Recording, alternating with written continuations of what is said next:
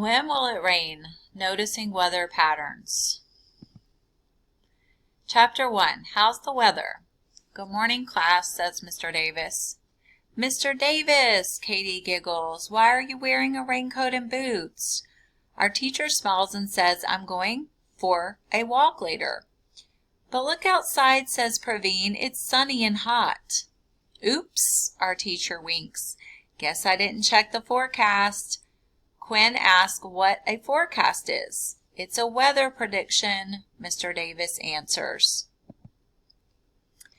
Our teacher tells us that we are starting a weather project. Every day for the next month we'll observe and record the weather, he says. What does observe mean? Jamil asks. And record. Do you mean like a movie? Samara wonders. We learned that observe means to look closely at something. Record means to write down information. Mr. Davis says, then we will look for patterns. You mean things that happen over and over? Asked Daniel. Exactly, our teacher answers. Chapter 2. Weather charts. Together, our class makes a chart to keep track of the weather. Then we go outside to see for ourselves. Is it sunny or cloudy? Is it windy or calm? We look at the rain gauge. It means precipitation. We check the thermometer to record the temperature. We write down the temperature again before we go home later. The class looks at our chart after 1 week. Laura raises her hand. I see a pattern. Afternoons are warmer than mornings. Our teacher asks why. Maybe because the sun has been shining all day, Jameson answers. Mr. Davis nods. I see another pattern, Katie says. The days when it rained were cloudy. Good observation, Mr. Davis says. We keep observing and recording the weather. After 1 month, we add up the amounts of rain that fell each day. Wow, is 3 inches of rain a lot? Samara asks. Let's look it up, Mr. Davis suggests. We check precipitation totals for our town. We compare each month of the past year. It looks like 3 inches is a lot, our teacher says. We notice that our town gets more precipitation in spring and fall. Less rain or snow falls in summer and winter. That's another pattern. Chapter 3. A weather visitor. Today we have a surprise visitor, Mr. Davis says. Penny Perez is a meteorologist. She is on Channel 4, Laura exclaims. Daniel asks, what's a meteorologist? Penny says, I study weather science. I look at patterns and make weather predictions.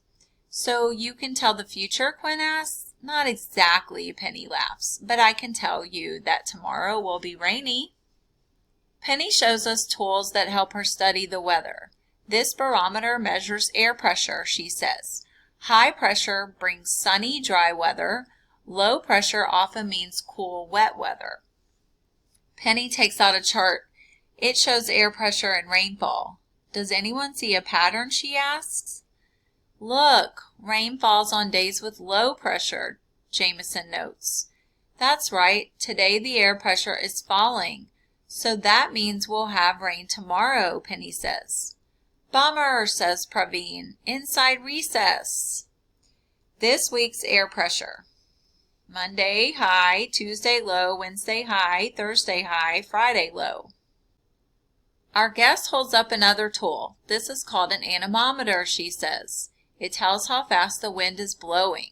Penny asks us to blow on it, like the wind. We act like we're blowing out birthday candles.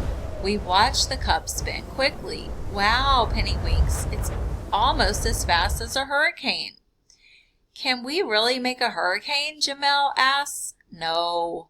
Hurricanes are huge storms with winds that blow much faster than we can, Penny answers.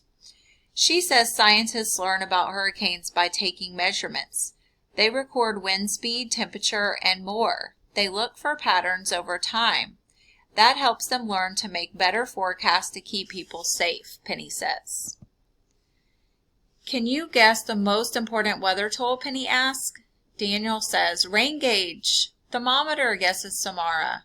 Your eyes, Penny answers. Keep your eyes on the sky. Keep track and observe weather patterns. It's time for Penny Perez to go. What do we say to our guests? Our teacher asks. Can I have your autograph? Laura asks. Mr. Davis laughs and asks, and what else? Thank you, we all say.